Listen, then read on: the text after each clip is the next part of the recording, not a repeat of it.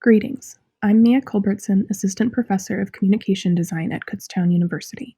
In this presentation, I'll be discussing how creating a decentered typography classroom that prioritizes equitable representation will avoid alienating minority student communities and reduce stereotyping through uninformed design decisions. Imagine yourself in your first typography classroom. Chances are the curriculum mainly focused on the contributions of white, straight, able-bodied men. William Morris, Herb Luebelin, Johann Gutenberg, Paul Rand, we are all familiar with these figures. We are fluent in the Latin alphabet and emphatically implement fundamentals featured in movements like Swiss design and, of course, the ever-glorified Bauhaus. It is painfully easy to fall victim to developing a narrow view of what good design is. But what about indigenous designers like Angel Decora, who continuously resisted attempts to be whitewashed and dedicated her career to preserving Native American culture through her illustration and design works, such as the Indians' Book and Wigwam stories? Or non-Latin languages like the Nigerian Nsibidi communication system, which directly contributed to the development of the Wakandan languages for Marvel's Black Panther. Fewer designers are familiar with these marginalized historical tidbits, but their role in design and world history are equally significant. Even the most widespread truths of design history, such as the notion that Johann Gutenberg invented the world's first movable type, can be traced back centuries farther into history. Gutenberg is one important figure to include when discussing the development of printing, but certainly not the only one. Preliminary explorations that led to movable type were made in China between 800 and 971 AD through the production of religious texts like the Buddhist Tripitaka. From there, the technology moved to Korea, where in 1234 civil minister Ko Yunui devised a technique of casting individual characters in metal and arranging them to create different print layouts. The invaded status of Korea at the time prevented this technology from spreading as rapidly as it did once it reached Europe, where movable type swiftly expanded. As M. Sophia Newman states in her essay, "So, Gutenberg didn't actually invent printing as we know it. Perhaps it should be Ko Yunui whose name we remember, not Gutenberg's."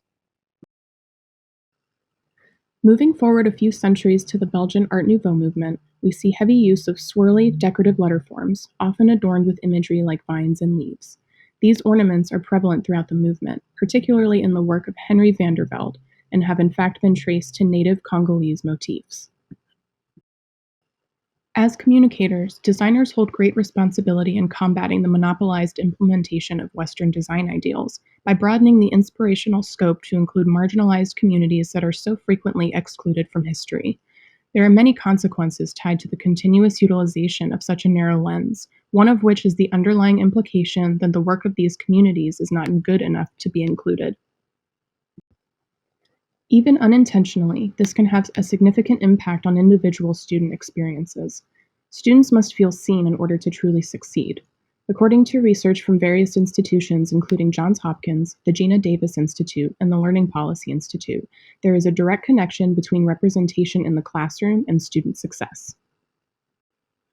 Considering the low percentage of designers from minority groups like the LGBTQIA+ and BIPOC communities currently represented in the design workforce, which in America is 83% white, one could also hypothesize that there is a correlation between this lack of inclusion and designers from marginalized communities making their way into the workforce. Another consequence of educating from a narrow perspective is the perpetuation of harmful stereotypes through typographic practices. Consider this selection of typefaces, pulled from the Foreign Look section of the infamous dafont.com, frequently used by students for free fonts. As opposed to considering the individuality, depth, and nuance of culture, characteristics have been awkwardly reduced to damaging stereotypes. Let's take a closer look at these three typefaces from the Mexican subcategory. All of them have taken the depth and vibrancy of Mexican culture and distilled it down to the same trite zigzag pattern, and unceremoniously given names that include words like taco, tequila, and fiesta. This aesthetic simply is not indicative of Mexican culture at large. If we dig a little deeper into Latinx history, we can find more interesting and unique typographic practices intertwined with political and social histories. For instance, the roots of modern graffiti and tagging can be traced back to wall painting practices in Havana and the work of artists like Mexican painter Diego Rivera. Similarly, many Roman typefaces boasting Asian characteristics employ use of a calligraphic texture or a bamboo look, and are lumped together under umbrella labels like Chinese. Chinese typography alone is an intricate discipline filled with variation, and breaking it down into a handful of characteristics is actively erasing culture through design. There has been a recent push across the world to decenter the notion of the white male being positioned as the default definition of success. This is reflected within the design industry, with designers collaboratively publishing dissenting resources such as the 2021 book Extra Bold and brands like the punchy Omsom, defying stereotypes through visual design and typography. Designers like Trey Seals and Leah Maldonado are challenging typographic binaries and stereotypes embedded in design practices, with the goal of driving progressive change. Seals references marginalized moments of Black history in his work, such as the Memphis sanitation workers' strike of 1967, and Maldonado is redefining what a type family can look like. As design educators, it is crucial to reference sources like these in course materials with the goal of inclusivity in mind.